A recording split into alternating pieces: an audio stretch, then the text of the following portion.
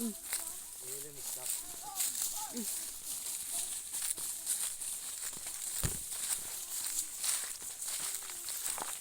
คือว่าก็คงเติบได้มาจับหนึ่งตั้งแต่สมัยรูปอัดจะได้อย่างนั้นโอ้ยทีแมนลงสิบ่มีไม้นะเขาตัดอยู่อันนี้ตามหัวนี้นี่เด่นนี่ตามหัวนี่เลยตัวนี้เด้อนี่แมนแล้วมีแต่อยู่ลุมพุ่นมันสิเจยออกนี่เลยน้ำจับนี่บ่มดนี่ยังเกาะหนึ่งก็ตามลักที่ซักไว้นี่แหละ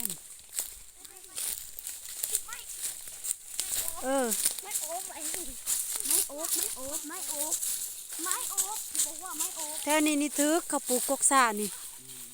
แถวลุมผลบ่ทึก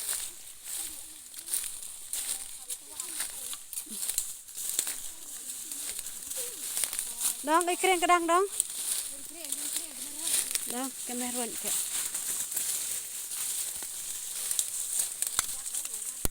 น้ำมักจับเด้อ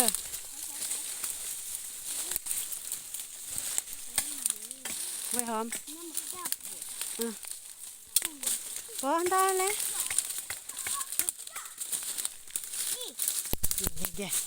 เย่กิบกุบเอาไว้เลยน้ำมักจับได้มาดิ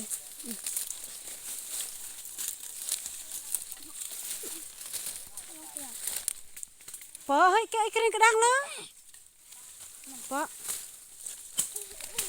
กระโดดละจำไม่จ่าดิจำตกตีสาหนาล้วนเท่เจ้ล้วนกาแฟแข่งก็ลามอันโน่แล้วเนาะเยอะนะบ่สิ่งเยื่องไว้เฮ้ยก่อนมาก่อนแรลามอันโน่แกโน่อันบ่หนาดอกสิยากมื้อนะให้กับป้องกันดออันแล้วดีสุดแล้วมันแร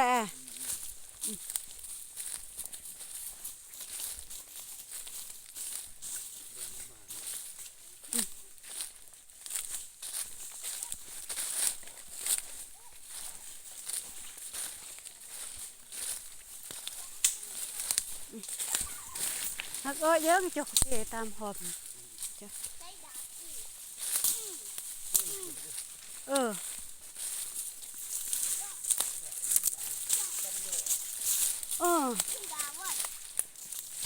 ฮืองเอ้ย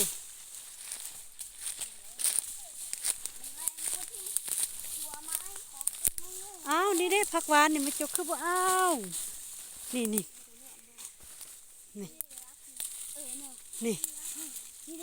แต่ผักหวาน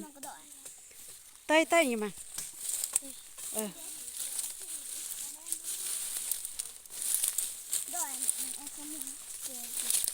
เต้ย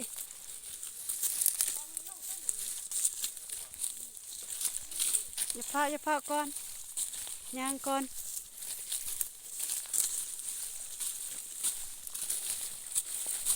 เห็นบ่หอยถาก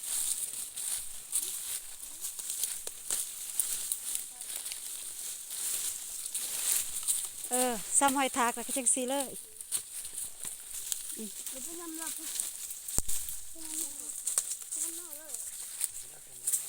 แมน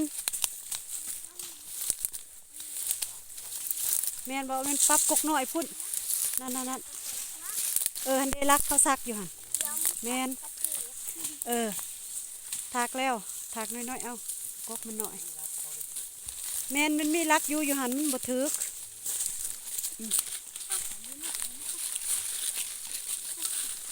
แค่นี้ดีถึก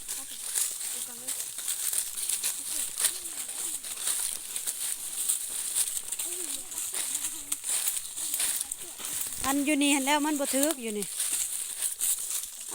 ได้เล่งตั้งแต่ของยอซักพุ่นส่วนเพราะว่าเพิ่นทางเอาแมนเล่งนั้นมันซื้อกับตัวนั้นนี่ได้สมลักษณะแบบทางเอาหั่นน่ะแต่ว่าเจ้าของเขาบอกแล้วไป ป้าผักหวานพี่น้องผักหวานนะ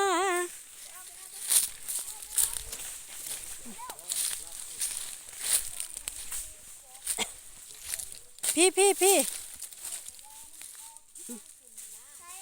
ลักษณะเขาทางขึ้นหันเด้แต่เล่งให้มันซื้อกับกกใหม่หน่อยตัวทางญี่ปุ่นแมน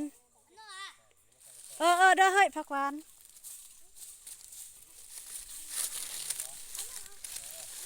แมนเขาเล่งให้มันซื้อเลยโหลดเพราะว่าผู้เพิ่นทางขึ้นแต่ว่ารักอยู่นี่ก็มีอันนึงเอาเสาอันนั้นเด้แต่ว่าบ่เห็น นี่ดีวะได้ไงนักพูดฮะ แม่นรักคูณจะวันเราเองมาหากับบ่เห็นผักหวานหืมเก็บผักหวานก่อน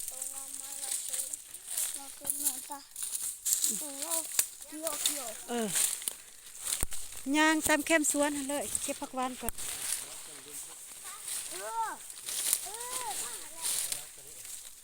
บ่แม่นทางนั้นได้ทางเฮ้ยเก็บผักหวานก่อนนะตายมีแต่หยอดงามๆพี่น้องเอ้ยพูด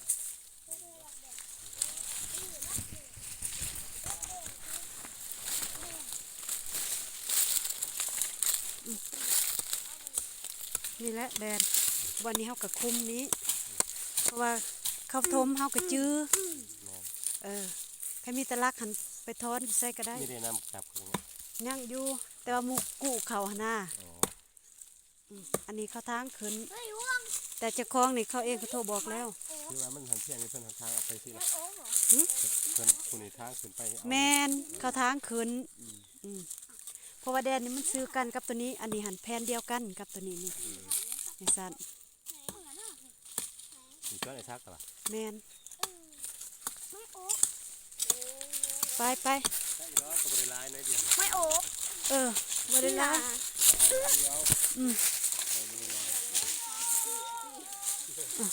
อันแล้วว่าน้ำมักจับ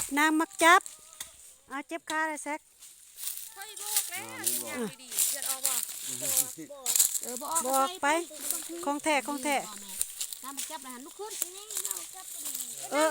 น้ำมักจับพันบ่หูแล้วเห็นบ่ว่าได้ผักหวานพี่น้องย่างตามแคมนี้เลยแคมสวน